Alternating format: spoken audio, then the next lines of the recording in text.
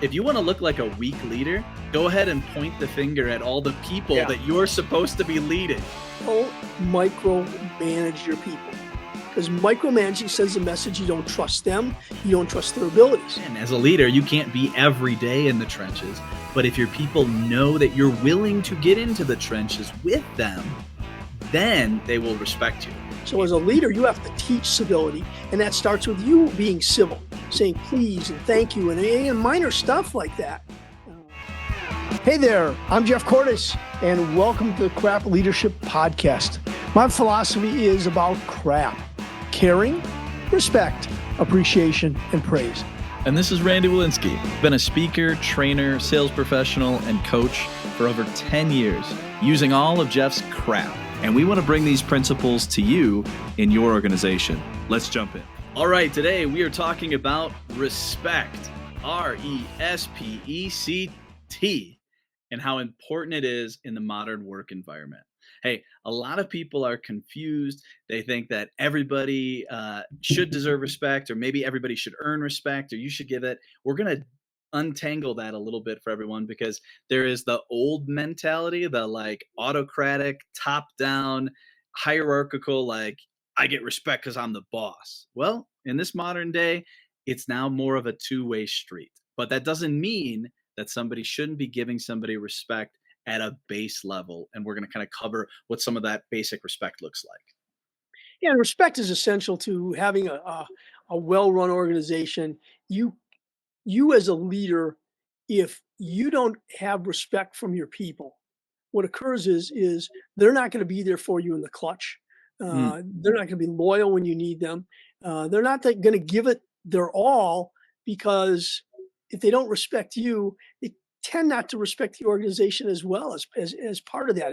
The two kind of morph together. So, I mean, as a leader, it is paramount for you to build respect in your organization and with your people.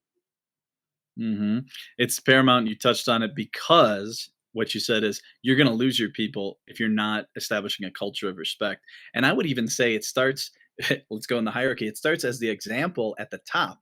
The person who's the leader, if they don't show respect, then how do the team members start showing respect to each other? If there isn't standards, if there isn't a way that we all work together and show each other courtesies and treat each other, it's got to start from a leadership perspective. You have to be the example.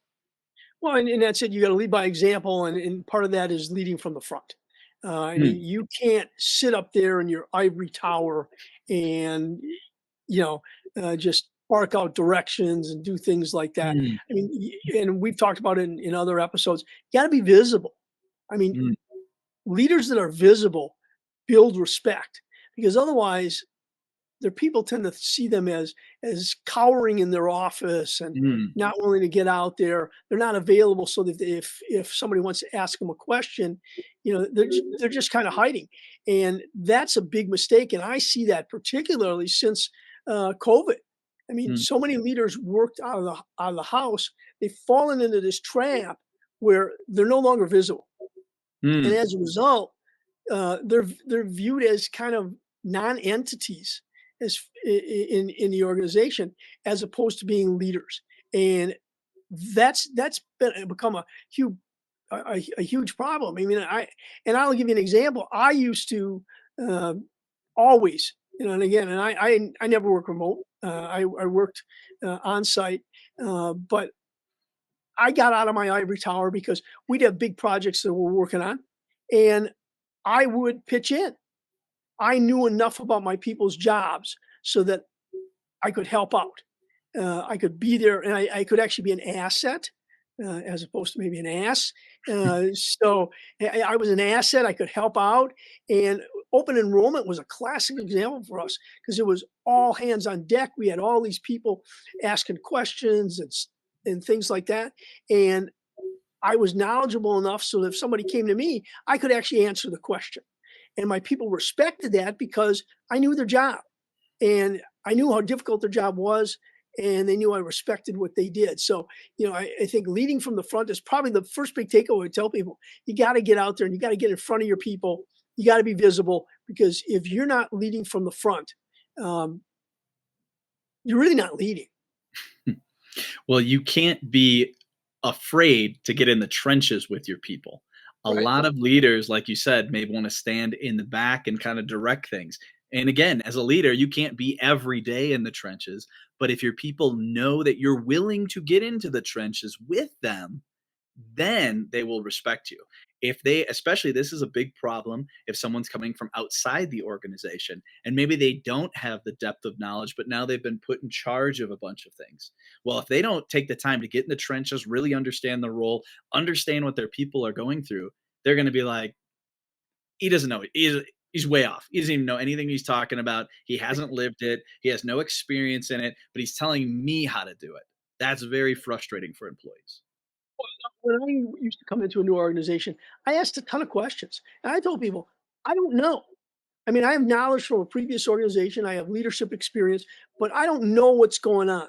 Mm. And you need to help me to bring me up to speed because if I don't come up to speed, I'm not going to be able to lead the way I need to do. And I want to make sure that I'm sensitive to what it is that you need, what you need to do to your job, and what can I do to knock down those barriers. So I used to ask a ton of questions when I came in an organization, and then I would just shut up and listen to my people. That's what you should do as a good leader. You should learn. And I think another visual you can have, think of any war movie you've ever seen, think of any kind of action or hero story. The hero isn't the one in the back letting all the other things happen, letting everybody else take the risks, letting everyone else take the arrows. They're out in front. The bad guys are usually sending people in drove after drove after drove, but the good guys are on the front lines fighting the battles with their people and inspiring their people. And again, even in that story, it's usually a smaller, more nimble force attacking a larger, more arrogant force. But the hero in there is showing and leading by example. So it's exactly like what you said. I mean, we are the one people used to drive us crazy. We used to call them the rear echelon people.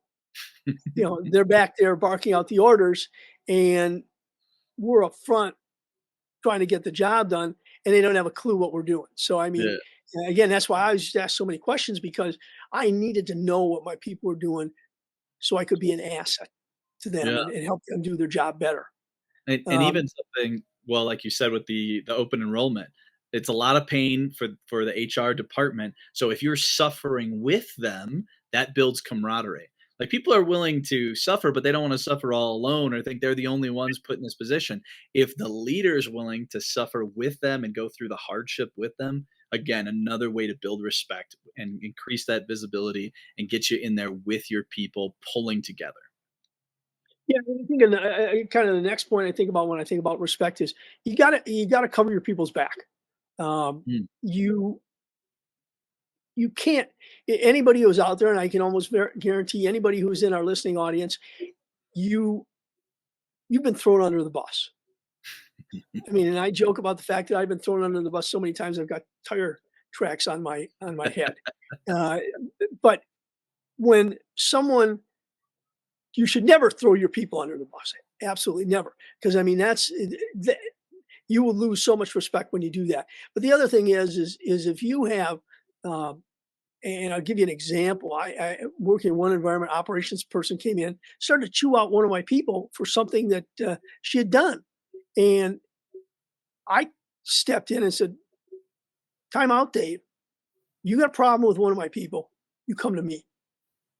If something happened and it was wrong, I'll take care of it. But these are my people, and you're not going to come in and verbally abuse them." Person was wrong. We mm, talked about it.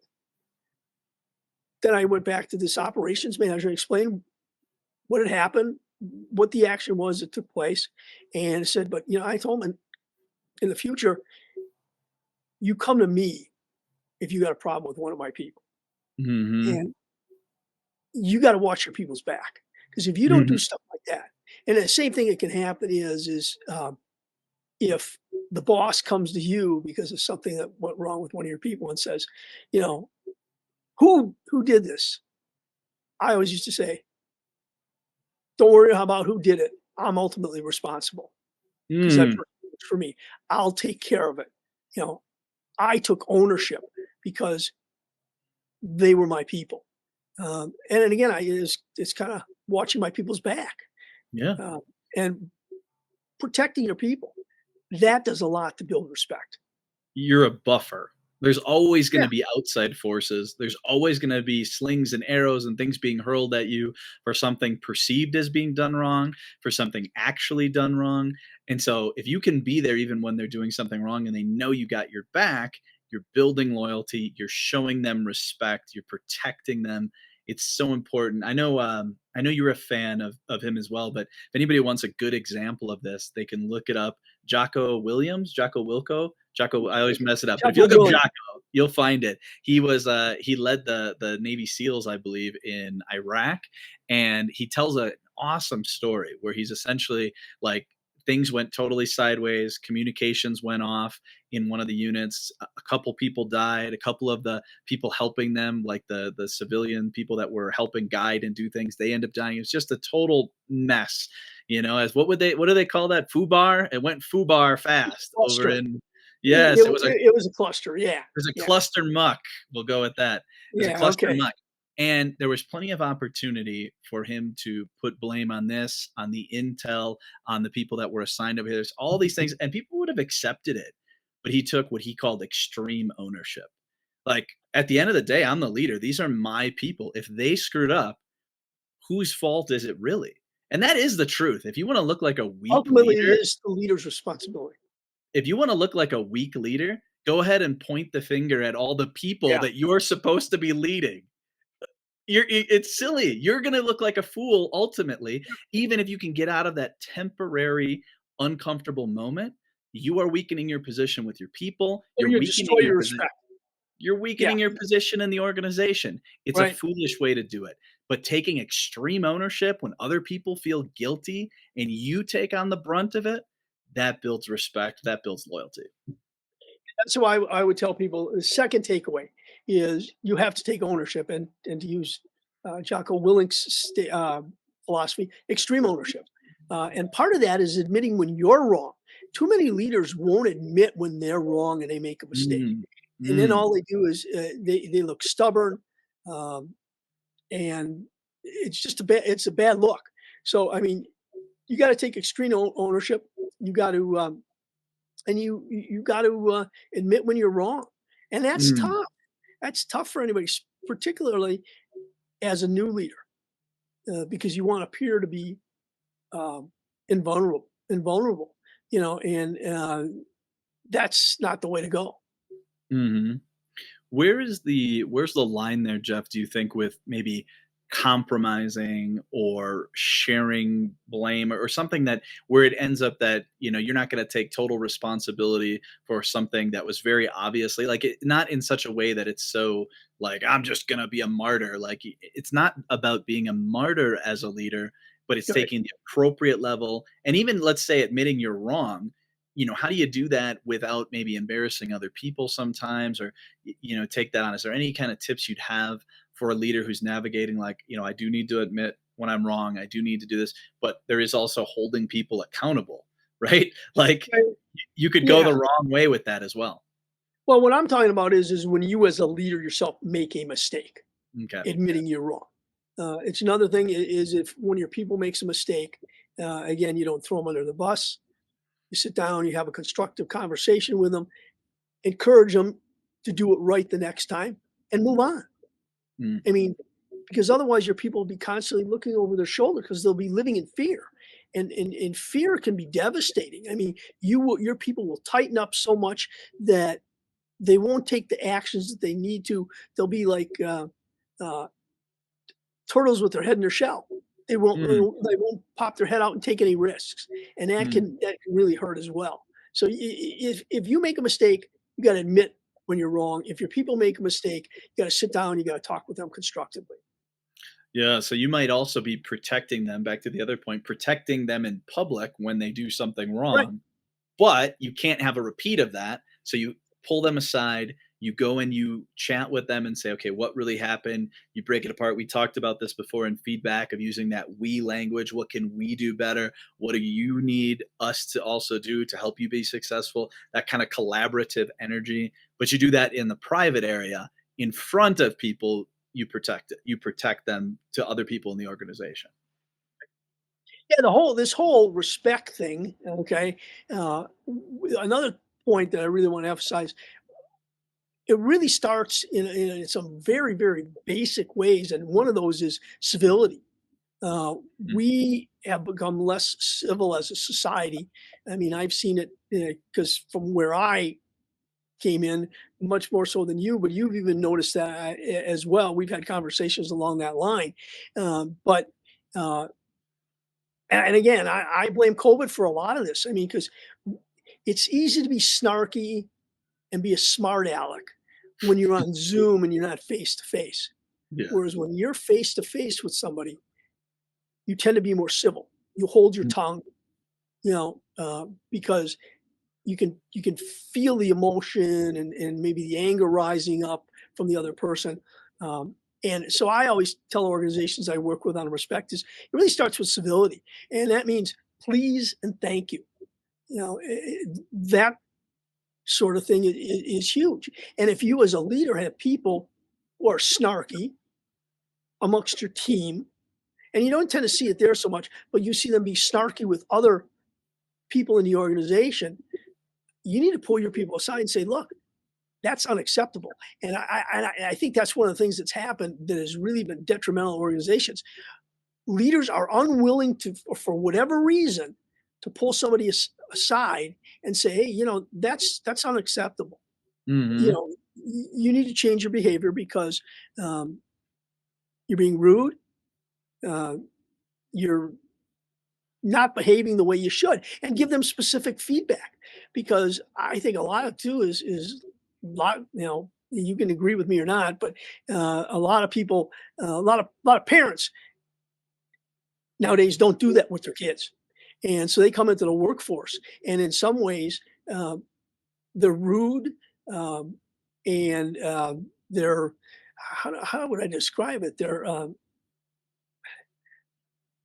They think they can kind of do whatever they want to do, Mm. and that's not the case, and it shows up in incivility.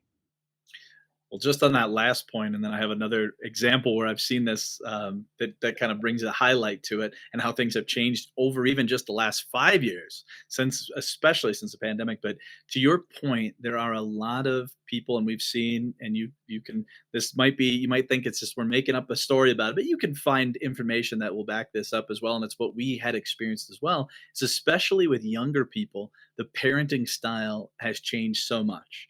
They're the things like, sit up, stand up straight, shake firm hands. They feel uncomfortable enforcing those things, and then they wonder why they don't get passed along to their kids. Your kids need to know certain ways to do things. It might be, and we talked about this in the other one, it's as simple as putting this in front of another person is very disrespectful. If I'm talking to you and yeah, I'm getting about 20% of that.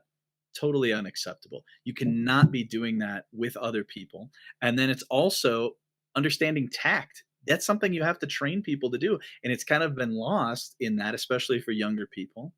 But then let me bring this all the way back to how the online world has now bled into the real world. I was training, it was customer service, probably about 60 different government officials that work in all the kind of the public sectors in this county, from the DMV to all these different areas. And they said, it is shocking what has happened since COVID, of the blowups that they've had with people, and the way that those common courtesies have just evaporated and eroded. With With they've been doing it. customers, you mean, right? Yeah, they've Customers been doing coming it in, for yeah. 20 years. Well, their customers are the people coming in paying their taxes and stuff. And just the lack of civility and the lack of tact and the attitudes of people being trolls and anonymity online has now even infected into the real world in interactions where people think Yeah, everything goes, and they don't realize there has to be a certain level of composure, a certain way to treat another human being. Now, hopefully it's not as bad in anybody's organization, but you can have little pieces of that, and they chip away at the respect, and then pretty soon you've got a toxic work environment because you haven't enforced standards of mutual respect, tactfulness, courtesy, even as simple as sending a proper email. Somebody sends an inappropriate email, it's an opportunity for you. Someone has an inappropriate right. phone call conversation, they have a blow up, that's an opportunity. You have to teach and reinforce these things, and don't take them for granted, especially in a multi generational workforce where there's all kinds of standards, and what you think is acceptable might not have been something that's been taught, and it's not purposeful, but they might need some of that conversation to bring that in, no matter who they are in the organization. That really always kind of goes down to the third takeaway is you got to teach civility. I Mm. mean, bad as it sounds, because a lot of people coming into the workforce have not been taught civility. So as a leader, you have to teach civility, and that starts with you being civil, saying please and thank you, and minor stuff like that. Um, but you have to teach facility civility, because if you don't teach civility, you won't have it in the workplace, and that can be that's one of the things that will destroy respect in your workplace. Um, Yeah, I was gonna say the last thing I think, and we've talked about this before. This is going to be a number four takeaway for today. bonus. Bonus takeaway is don't micromanage your people, because micromanaging sends a message you don't trust them, you don't trust their abilities, and if you do that, you will destroy the respect that you've built up. So yeah, don't micromanage your people. That's hugely important from a standpoint of yeah, that's a case where you're disrespecting them. And if you're disrespecting them, how do you expect them to respect you? Well, that's one of my favorite sections when we are in person training, Jeff, is to take all the frontline supervisors or all the people managers and put them through the micromanager checklist that you developed. It's so great because people really get exposed as to the things that they're doing. And sure, there are times to do micromanaging. One of my favorite books, or if you want to look it up, it's tiny, tiny, thin one, is the 1 Minute Manager. I love that book. It's told in story form, but it starts out like at the beginning, I'm going to micromanage you a lot. And there are times for micromanagement. Someone's brand Right. new, they need micromanagement. And for certain tasks, they have to be. But I'm going to build a level of trust and respect with you. And I'm going to observe. And then those check ins will be coming so infrequently that I don't need to be there all the time to do it because we're in a good spot. Maybe I have to check once a quarter. Maybe I have Right. to check every once in a while. But I don't have to have this oppressive thing where I'm constantly over you. I remember even telling the example of a story where I was coaching with a leader and she was complaining to her people that they weren't checking the boxes the way she wanted to. Like literally, she's like, "Is it It's the check mark? micromanagement. Is it done?